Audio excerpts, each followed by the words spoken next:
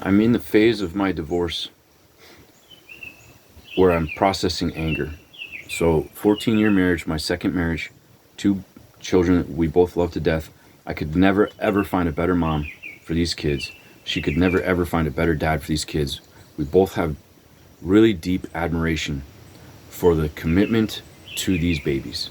We have a deep admiration for each other, for the commitment toward these babies, and we do not have hatred toward each other. We have love. However, we cannot make us work in a way that does not cause severe pain and trauma to all members of the family. And we both wish that we could work it out. We both wish we could have worked it out. Too much damage. And it was a consequence of not understanding and not having the professionals. We went to see the professionals. They didn't even look into it. Not understanding that we are extreme examples of the super classic anxious avoidant attachment cycle. Intense love and intense repulsion from the wounding, from the rejections, from all of the things. And the toxic cycle is, it just continually repeats until you understand it.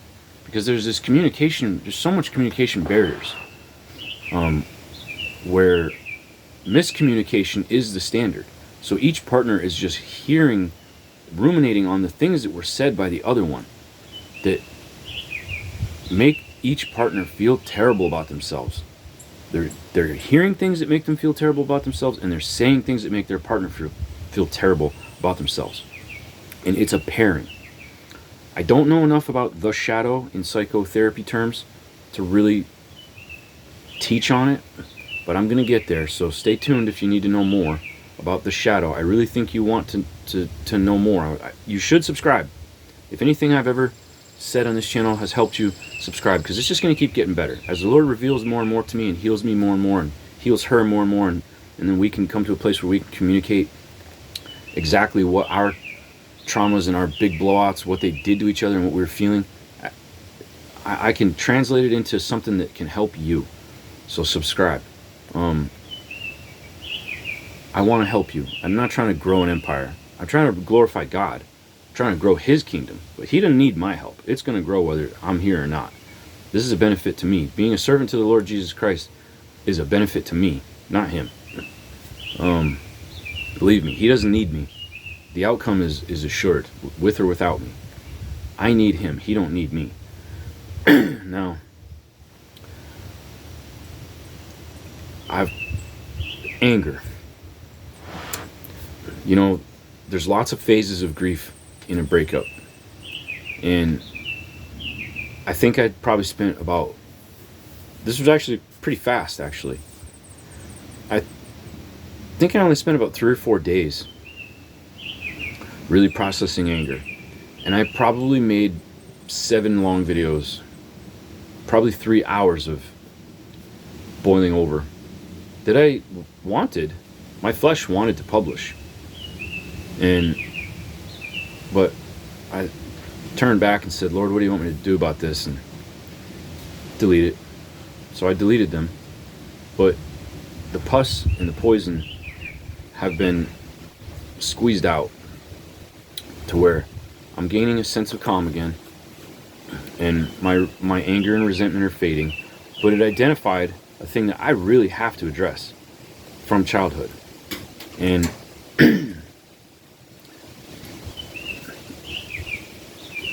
let me distract from me for a second to show a psychology tenet that I wish I knew, that I can say my life experiences validate. My life experiences from childhood to now, I'm 44, with women have involved a lot of highly sexual women. And they pretty much all have a theme of some major trauma. And a lot of that is going to be being sexually abused during their youth, or at least not protected the way they should have been by their caretakers. Now, our culture has a lot of shame around sex, and I'm not saying that's right or wrong. God is the arbiter of right or wrong, not me. And his word is clear on it. So if you want to know what I think, just go see what God thinks. But a woman who has been sexually abused, a young girl who has been sexually abused, objectified, she's going to go, there's a good chance that someone in her life has shamed her. Could be boyfriends, could be family members. But being a victim and then being shamed is a special kind of torture and torment that really wounds a child for life. And mechanisms will be built around that core wound, like the way that bark grows around a tree. You know, that there's a young sapling still inside of that big old tree, and if you take a hatchet to it and carve your name in it, that will scab over. The wound will try to get more bark to protect its wound. Humans are no different. Time does not heal all wounds. It grows bark over them. They're still under the surface. If you go mill that old tree, you're going to find all those carved names. There's going to be infection. There's going to be like stain and blackness and rot. But that wound isn't healed. It's not good tissue. It's scar tissue. It's still there. The evidence is there. Just peel back the layers. So this psychotherapy concept is that the thing that a person represses, the bigger a trauma, the bigger the conflict, the bigger it takes up space in their mind, the greater they ruminate on it, and it causes discomfort, to say the least. They don't want to be in the presence of this discomfort. They don't know how to cope with it. They don't know how to heal it, so they push it down. They push it down into the subconscious. And into the shadow is what it's colloquially termed, the shadow. Like who you are below the surface. Your immune system, your anxiety, that's your subconscious operating system that is in touch with the outside world.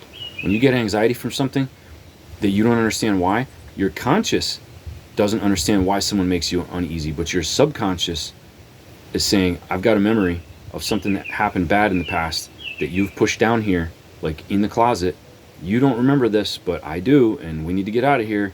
So I'm going to make you sweat, I'm going to make you jitter, I'm going to make you I'm going to make you angry, I'm going to make you rage, I'm going to make you fearful. Get out of this situation. That's your subconscious. Now, the more you push something into your subconscious that you don't want there, the more that closet gets overfilled. You know, when you fill a closet with too much junk, eventually it's going to bust the door down. You know, you open the door and it all falls out. So some little stimulus reaches for that doorknob on the closet of your soul, and everything that you've buried in that closet comes racing out. So hypersexual disorder, which there's no DSM criteria for it, but it's a thing. Being molested, raped, sexual traumas, sexual abuse, does have, in some people, an outcome of hypersexuality. I have experienced this quite a bit because hypersexual women are promiscuous. Hypersexual, promiscuous women go out looking for promiscuous men.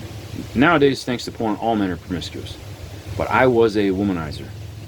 My goal in life, when I was a broken, empty person after my first marriage, which in my mind was supposed to be a very idyllic, romance, love forever, one partner, never get divorced.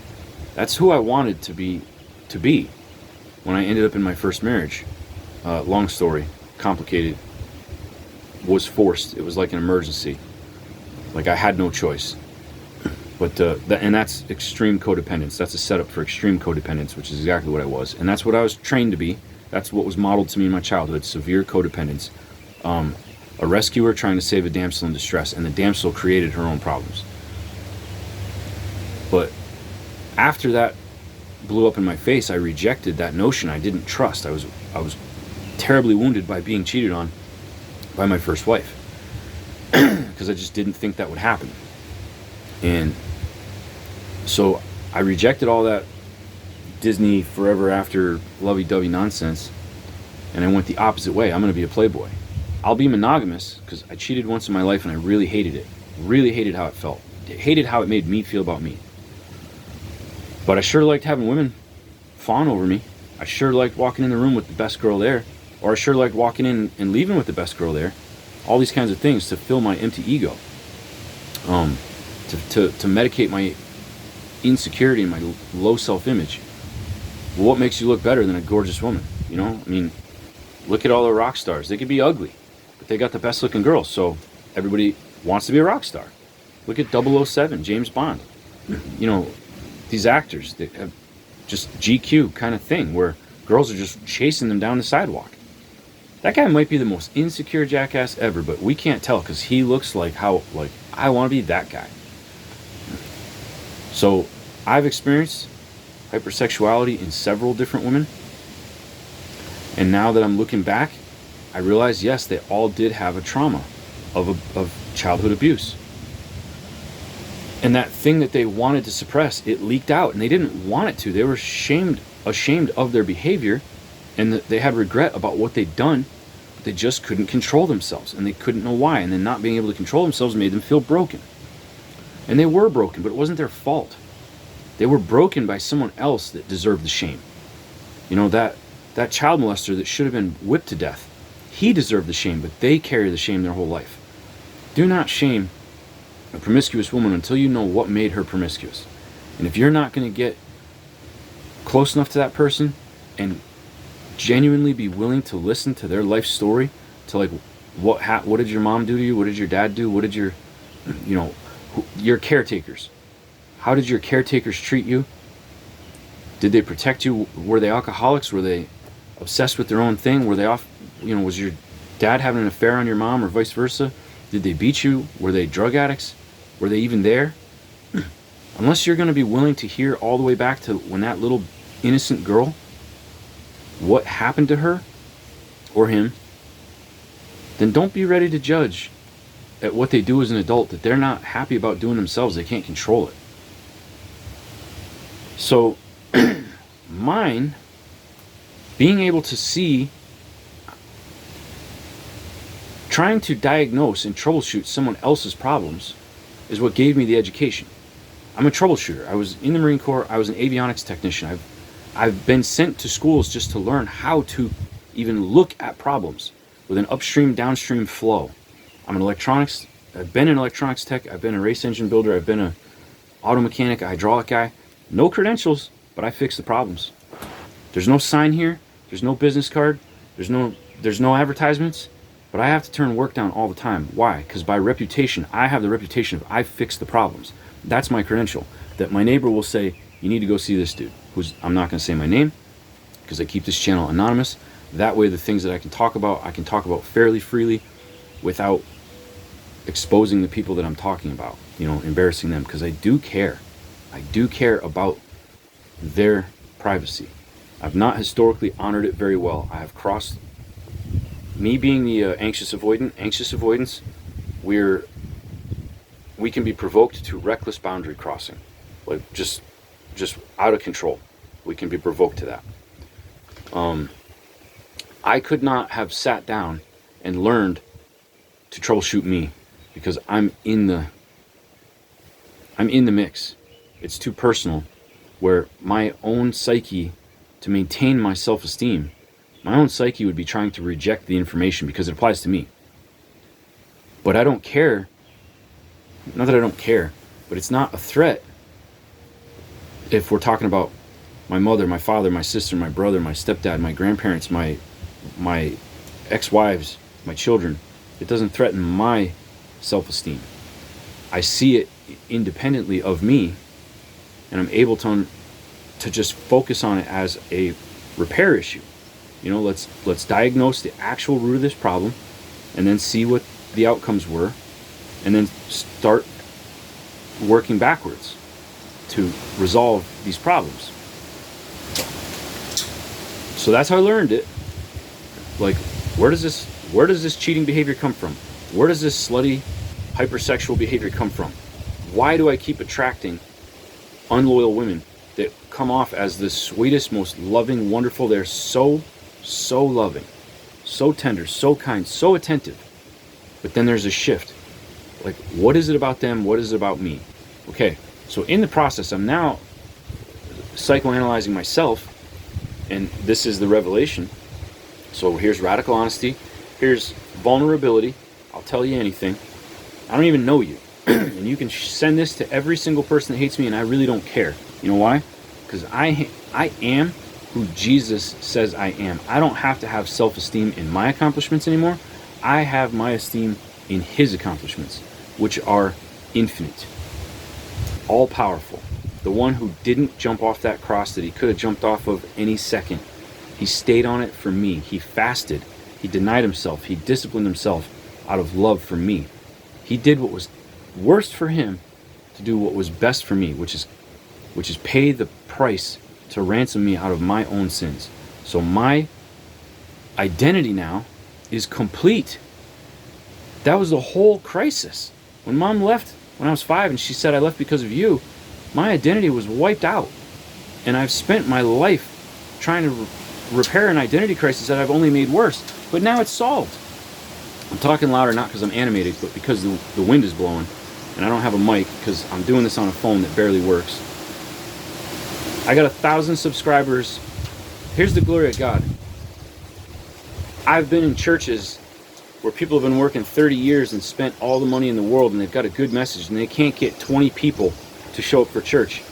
I've got 1,000 subscribers that are willing to listen to what I've got to say, and I'm doing it at a meth shack on a dope road with a phone with a cracked screen, and it's 97% full half the time, and like half the time it won't even make a call because the memory is so full.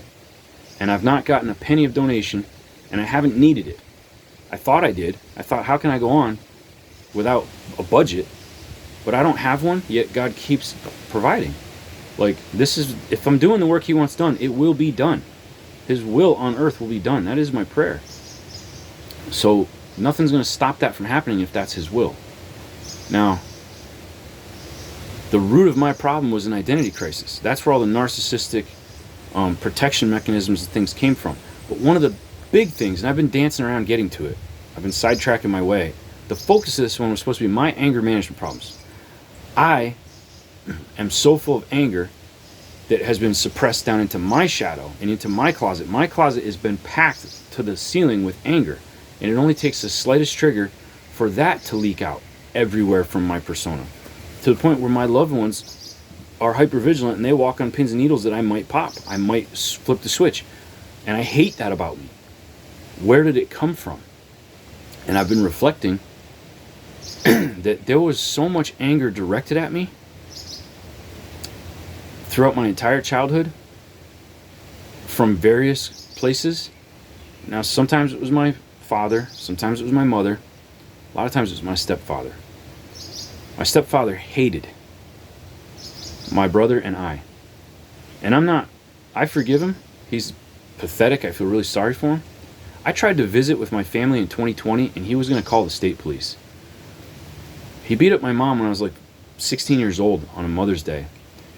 And I came home, and I almost had to kill the guy when I was like 14, because I thought he was going to kill her, and she was hiding in my room behind me. And of course, when she didn't need me, she would not speak to me unless she needed me. So that's the abandonment thing. Like, my character is built on someone who, when their life isn't in danger, they don't need you at all. They're not even interested in you. But when someone's going to kill them, you're their primary savior. And then as soon as that chaos is over and you've rescued them, off they go back to the person who's the danger. So that's the betrayal trauma. The betrayal trauma is that the man who was going to beat you to death, you came to me for protection from him. But as soon as he calmed down, you left me, who never hurt you, and you went back to him. And the anger that I've been experiencing with my spouse is that she perceives me to be the danger, and I understand that now, because I have made her, in her mind, I am the danger, even though I've never raised a hand to her. The guy that she's with is a proven spouse beater and homewrecker, and a false lover of the gospel, severely proven. I'm not going to discredit him. I don't have to work to discredit him. He has done such a fine job of it himself that he is famous for what he did from a pulpit in my little town. And I can't believe the poor quality of my ex's friends, the people she's surrounded herself with, do not say, what is wrong with you? Why would you be seen with that man? Because, there was a job that I took. This is not me being better, but this is my feeling. I've got a very rare last name that I want to give to my son intact.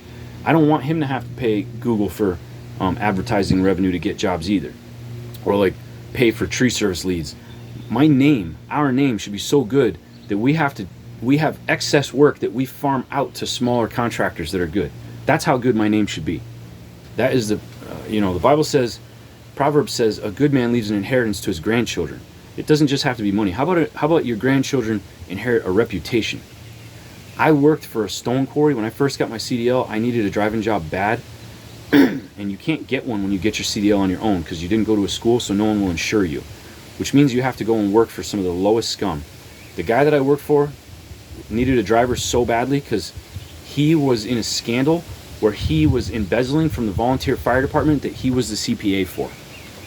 This guy stole a couple $100,000, and then he used his rich boy, good old boy connections status to get a slap on the wrist, not go to jail. I started working for that guy not knowing this, and I found out the first week, and I resigned. He was here begging me. He owed me $600. He bounced my first check, and I was like, I'm done with you. And he came to my house. He brought me a truck to drive. He gave me $900 in cash. And then I said to him, I will not work for you because your name is garbage. Like, you have disgraced yourself. I don't care how much you pay for me.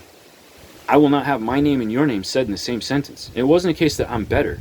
It's that my name needs to be untarnished, and our names can't be synonymous because your name means crook. Mine needs to be honest, reliable, dependable, committed to whatever he says he's going to do. I have to be able to have my handshake be just as good as some notarized whatever. I live on a crazy dope road. My word is good around here. If I say I'll kick your door in over what you did to me, I have to do it.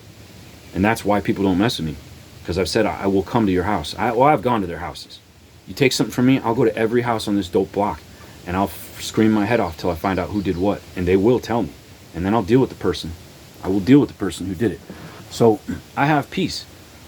I have peace with criminals. I have peace with law abiders, because I will do what I say I will do. My name, my reputation is one of not shying away from hardship. Whether it's the hardship of doing the work on a marriage, the hardship of having that tractor here for a year and a half where everybody else just screwed with it and sent it back and billed you and it broke again. I'm the guy that's going to fix it, no matter how long it takes, no matter how mad you are at me. If I say it's going to be $2,500 and I end up going on to this job for 2 years, it's still $2,500. You pay the parts, I'll stop charging you labor. I said it, I'll stick to it. That's got to be my reputation, and that's what my grandkids are going to get. And I hope that I raise children that don't blow it, because it's so easy to blow a reputation. I've seen that so many times. The guy that was embezzling the fire department, he inherited a fantastic name. He turned it to mud. I don't want that. Now, my anger is a case of my stepfather hating us, because we were the way to this woman that he wanted. So in the very beginning, he was so sweet. He was so sweet. He was the fun guy that would, it was Bobby. He was the fun guy that would take us camping and do all the stuff Dad wouldn't do. Dad wouldn't do it because he was buried in debt. He was buried in having to work, like having to provide, He started with nothing in life, and he worked his butt off. So yeah, there wasn't nice things, there wasn't vacations, but he never failed to provide. That wasn't glamorous enough for my mother. My mother wanted excitement. She went for a guy that she's providing for to this day. He's in his 70s, and she's paying the bills. He's retired, she's paying for him. And there's no glamour. I think you can get the picture from the story I've been going through. But that initial phase of wanting to, this man who saw in her that she would take care of him, he had to latch on to her. And he did it through being nice to her kids at first, until he had enough strings that she couldn't let go. And then he turned to completely he never put a hand to me because I would have broke his face. And he knew it. He knew it even as when I was a kid. He couldn't put a hand to me. And, you know, if he put a hand on me, it would mean my father and all my father's dangerous friends were going to probably put him in a river somewhere. But if you gave him a hard time, he just dumped it out on mom. If you disrespected him, he went and hurt my mother. So you learned pretty fast. You love mom. You don't want her to be hurt. So he antagonized. He calls you names all the time. He does little tidbitty mean things, just little constant things to let you know that you're powerless here, because I'll hurt her. You try to, you know, it was emotional terrorism. It kept you boiling in anger all the time. And I was not allowed to get away from the situation. I had to live there part-time. Just as, you know, like, my father put up the money and co-signed on a home for them to live 2 miles up the road so we could see them a lot more often. And in high school, starting in 9th grade, I had to live there. But all the years back going into early age, I had to live in basements or attics. They were dungeons. They were dungeons. They were filthy. They were not nice places. They were dark, dirty, dusty. Like, for a little kid, they were like creepy, haunted. There was just darkness everywhere. Like big expanses where you had one little lamp. And, you know, it wasn't like the guy hates you. And, you know, having a bunch of lights on so you feel safe, well, it wasn't acceptable. Like, hey, shut off them lights. You run up the light bill. Turn down your radio. You know what they got me? Punching bag. So I was put in a dungeon, whether it was at the top of the house with the door slid shut so that I was isolated to myself, or in the basement with the door shut, isolated to myself. I was in the dark in a 260-year-old creepy house that banged and clanged and made noises in the attic. When I lived in the attic, the wind blew hard enough I could feel the house sway. 3-story high house. 4 if you count the attic. If you stepped in the wrong spot, you'd fall through the floor. The freaking place was creepy. It was huge. It was a multi-family. It was huge. And I'd have light to see for 10 feet. One light. And how I was directed to cope with the anger was, here's a punching bag. So what did I do my whole life? I got angry, I pounded the shit out of something. That's what I did. And that's not who I am, because I don't walk up and pick fights. I can fight. And I can take a beating. But I've never just walked up and sucker punched somebody. Yesterday at the river, we saw a fight break out. Those guys, they wanted to fight. I don't want to fight. I mean, I'm sure I could have done fine in there, and there's probably a guy or two I would have knocked out. And I'm a little dude. But, you know, you throw 50, 60,000 punches, you get pretty good at it after a while. I'm 170 pounds or so. I can probably put 140 of them right into here. And that bone right there, I mean, I did break this one once, but that bone right there connects to that forearm. Let me tell you something. I could put some fire in that thing. But it's not who I want to be. It's who this crappy childhood created in me. And I want it gone. I want it gone. That's the old man that I was trying to starve to death. That's the old man that God tells me through my own discipline, put him to death. When the Spirit told me fast, he said 40-day fast. And I did it. I did it saying, God, if that's what you want, that's what I'll do. And I only made it 12 and a half days. Shame on me. But he didn't shame me for it. He gave me all these blessings of self-control. And that self-control is what I need for my anger management issue to be dealt with. And processing it, opening the closet, not trapping it. Opening the closet and letting all that rubbish out. And getting a shovel and hiring a dumpster. Shoveling all that anger into a roll-off and saying, get it out of here. That's the solution. And I can't do that apart from Jesus. My son flinches if I move too fast. Because I've cracked him too many times. Out of love. Children need structure. And not just coddling from mommy. Because at mom's house, they overrun her. That's the biggest problem at mom's house. They overrun her. They do not appreciate her. They disrespect her. They treat her bad. They ignore her. She's working her heart out. Bless that woman. She's working 7 days a week to provide for them. We're here to pay it off house. It's not what she wanted, but there's provision. They're here, they're safe. It wasn't to her standard. So, when we ended, she went out to an apartment. She got a 3-bedroom apartment in a nice place. To her standard, it's very expensive. She's gone all the time. She's at work all the time. Exceptionally hard worker. 7 days a week. Wonderful worker. I admire that about her so much. I admire her loving the kids so much. But it's a one-sided coin that does not make a productive human being. There has to be consequences to disrespecting your mother. That's Dad's job. And I'm not there to do it very often because I'm not allowed to be there to do it very often. That's her house. This is my house. I still am on the kids about it. Anyway, when your kid's being wrong, they need to be corrected. I made the mistake of going to the spanking route too soon. I'm not going to tell you don't spank your kids, but I'm going to tell you hold off as long as you can.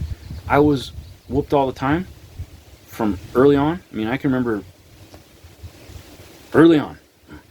So in my head, that was how you dealt with these problems. Well, if the only tool you have is a hammer, every problem looks like a nail. A good friend of mine, a dear friend of mine, said to me, never spank your kids. And I was like, what? You're from Ukraine. You guys whoop each other, right? Like, there's still a culture of, in Slavic culture, even in America, if a junior Slavic person at work insults the older one, it's a requirement the older one just walks up and smashes him. So, and I've seen it almost happen, where a 60-something-year-old man is mouthed off to by a 30-something-year-old, and they're both, Russian speakers. And it was like, whoa, big deal. Not a big deal in American culture. Like, the young guy mouths off to the old guy. Like, American culture is extremely disrespectful. Slavic culture is very serious about not disrespecting. So here's this guy, born in Ukraine, still with an accent, super dear friend of mine, and he's saying, never hit your kid with your hand. Like, never, don't spank your kid. Like, what? He says, no, you need to use a belt or a stick or a paddle. I'm like, oh, okay. What's up? And he's like, if you are hitting your kid, like you're spanking your kid, and it doesn't even have to be hard. It could be a slap on the hand. I mean, he said, don't smack your kid with your hand. If your kid needs it, take the time, pull them aside, use your belt. I'm like, what is it that my hand can't accomplish? I'm not against belts. I got the belt plenty. I got it upside the head a couple times. He said, if you have to save your child from danger and you move fast, a kid that gets spanked a lot will flinch and pull away. That's exactly the life that I live today. I started spanking my kids too soon because I was raised incorrectly. And I'm like probably the 10th generation. We've always been poor people. We've always been people with major problems. People with major problems have violence and anger and things like this. I've never been arrested for it. I've never been charged with assault or anything like that. I was charged with indecent exposure. I mooned somebody in 7th grade. What a world. Anyway, never struck my wife, never pushed her, never pulled her hair, unless she wanted me to. I slapped one woman one time in my life. She was begging me to kill her because she was so distraught at what she'd done to me. And I was asking her to tell me the truth about what she'd done. And it was 2 days in a row, and she told me a lie. And when the lie came out, I was so furious, I slapped her in the cheek. And it wasn't hard. It was just like I had a loss for words, and I slapped her in the cheek like that. And I didn't like it. I said, I'll never do that again. I'm never going to hit a woman again. I cheated on one woman and I slapped one woman. And both of those things, I said, I'll never do those again. That's not who I want to be. I hate that. I want to say I'll never crack my kids again. It's probably not realistic. But I want to be the father that they're not flinching to get away from. And I'm going to make a commitment to that. And I talk to them about this all the time. I'm just as vulnerable with my children as I am with you.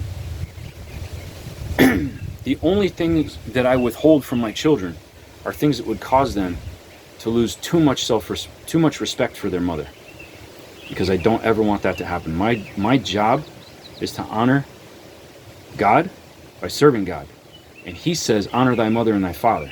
So my job is to produce children that honor not just me, but also her. No matter what she's done to me, And my father was very good about this too. It's a wonderful thing about my dad that I want to replicate. My children are going to honor their mother, no matter how poorly she behaves. She gave them life, and there is a debt to be paid for that, just like my mother gave me life. So no matter how bad she was to me, I still love her. And she didn't want to be bad to me. Someone was bad to her, and it was in her closet, and under pressure it spilled out.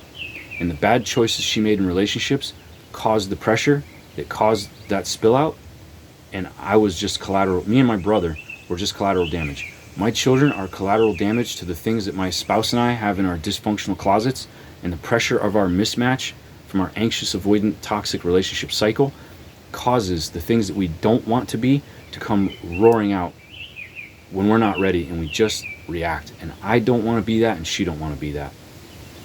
And I respect that about her. I admire that about her. There's so many. I don't have a middle ground about her. It's either one or the other. I don't have a neutral. There's parts of her character that I despise because they really shouldn't be there and they're hurtful, and she's not in control of them. And then the rest of her character I love. I think it's wonderful. I think she's a wonderful person.